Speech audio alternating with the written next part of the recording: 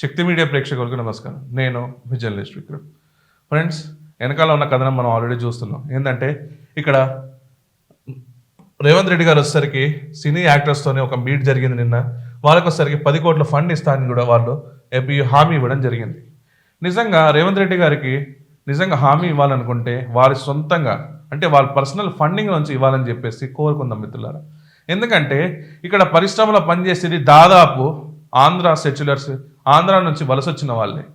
కానీ ఇక్కడ తెలంగాణ దాంట్లో అక్కడ ఆర్టిస్టులు ఎంతమంది ఉన్నారు అనేది ఒక క్వశ్చన్ చేస్తే అక్కడ దాదాపుగా మనకి 25% మన తెలంగాణ వాళ్ళు ఉన్నారు. మిగతా అంతా అక్కడ ఆంధ్ర పీపుల్ ఉన్నారు.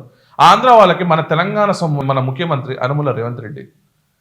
అసలు ఆంధ్ర వాళ్ళకి ఎందుకు మనం పెట్టుబడి పెట్టాలి? 10 కోట్ల ఫండింగ్ నీ పర్సనల్గా ఏమైనా ఉంటే మీ పర్సనల్గా మీ జేబు నుంచి ఏమైనా పెట్టుకోవాల్సిన కూడా పెట్టుకోండి. కానీ రాష్ట్ర ప్రభుత్వంలో ఖజానాకి నిండడానికి ఇక్కడ పథకాలకి డబ్బులు ఇవ్వడం ఇక్కడ డబ్బులు లేవని చెప్పేసుకొని ఇక్కడ ఇట్లాంటి ఆర్టిస్టులకి అంటే ఆంధ్ర నుంచి వలస వచ్చిన ఆర్టిస్టులకి మీరు ఫండింగ్ ఇవ్వడం ఏంటి? అండ్ మీరు ఏదైనా పడితే అది నిజంగా మీరు చెప్పేస్తున్నారు. ఇక్కడ మరి గిగ్గి వర్కర్స్కి మీరు అన్న ఫండింగ్ ఇస్తా అన్నారు. గిగ్గి వర్కర్స్కి ఇన్సూరెన్స్లు ఇవన్నీ చేపిస్తాను. మరి గిగ్గి వర్కర్స్ పరిస్థితులు ఏంటి? గిగ్గి వర్కర్స్ దాని గురించి మాట్లాడరు. ఒక్కొక్కసారి హామీ ఇచ్చేస్తారు, గిగ్గి వర్కర్స్ మీటింగ్ పెట్టుకుంటారు, గిగ్గి వర్కర్స్కి హామీలు ఇస్తారు. ఇప్పుడు సినీ ఇండస్ట్రీకి వెళ్ళారు, సినీ ఇండస్ట్రీకి హామీలు ఇస్తున్నారు.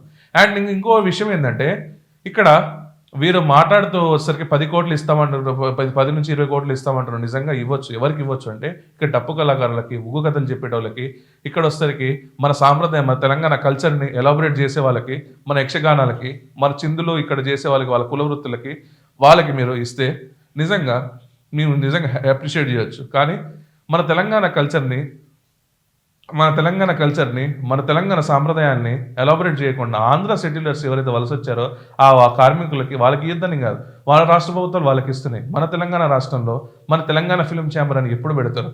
ఇంకా ఆంధ్రాస్ ఫిలిం ఛాంబర్ అయినా వాళ్ళు ఎప్పుడు తీసుకెళ్ళిపోతారు ఆ ఫిలిం ఛాంబర్ కూడా తెలియదు.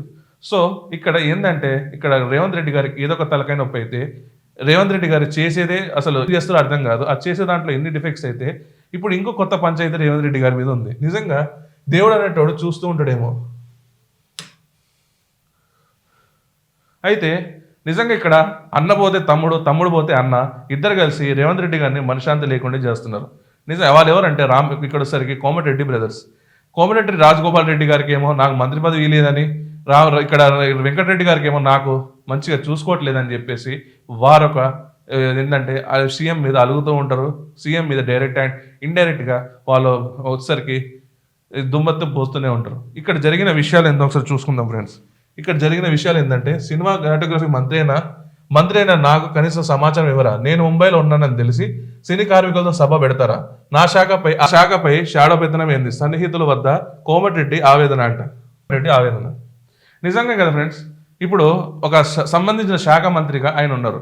ఆయనను కాదని చెప్పేసి ఆయన ముంబైలో ఉన్న టైం చూసి మీరెవరు వెళ్ళడానికి అక్కడికి అంటే మీరు గుంపు మేస్త్రి నిజంగా ఫీల్ అయిపోతున్నారా ముఖ్యమంత్రి గారు అని చెప్పేసి ఈరోజు కోమటిరెడ్డి వెంకటరెడ్డి గారు అడుగుతున్నారు మిమ్మల్ని క్వశ్చన్.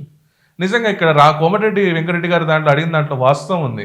అండ్ నిజంగా రేవంత్ రెడ్డి గారు వీళ్ళకి మనకి ఎంత మంచిగా ఫ్లైట్లు అరేంజ్ చేసిన ఆ ఫ్లైట్ అరేంజ్ చేసింది దాదాపు ఒక 20 కిలోమీటర్స్ ఇన్ బిట్వీన్ డిస్టెన్స్లో ఉన్న వచ్చేసరికి ఫ్లైట్లు అరేంజ్ చేసినా వీరికి అది ఎంత రేవంత్ రెడ్డి గారు ఎంత మురిపించినా కూడా వీరికి అది ఆనట్లేదు. ఎందుకంటే వీళ్ళ టార్గెట్ ఏంటంటే ఆ సీఎం కుర్చీ.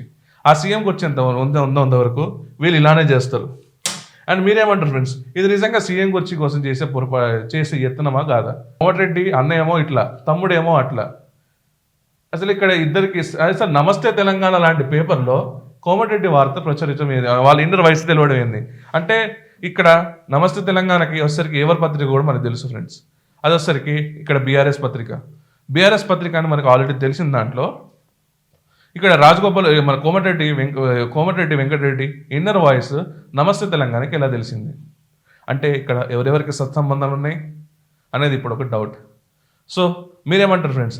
కోమటిరెడ్డి ఇన్నర్ వాయిస్ నమస్తే తెలంగాణకి ఎలా తెలిసింది? రేవంత్ రెడ్డి గారి మీద ఈ అన్నదమ్ములు చేసే పంచాయతీ నిజంగా ఇది కరెక్టా తప్ప? మీరు కమెంట్స్ రూపంలో చెప్పండి. ఈ వీడియో కానీ మీకు నచ్చినట్టయితే friends like, share and comment చేయాల్సిందిగా కోరుకుంటున్నాను. జై హింద్, జై భారత్.